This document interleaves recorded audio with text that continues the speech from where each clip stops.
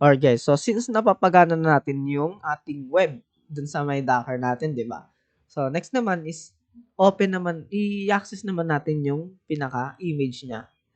So paano natin gagawin yun? So ito yung same process na ginawa natin dun sa may SQL. So Docker exec lang, then yung pangalan ng ating container web -it web, then sa ngayon, gagamitin natin is SH. So, ito kasi is wala naman kasi bash executable dun sa may, ano natin, sa may application natin sa Node. So, purely ano lang.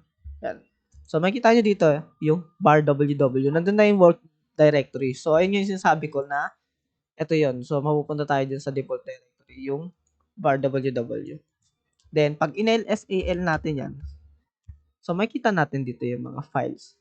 'Di ba? Andiyan yung node modules, package.json, package.json, app.js, Dockerfile. 'Di ba?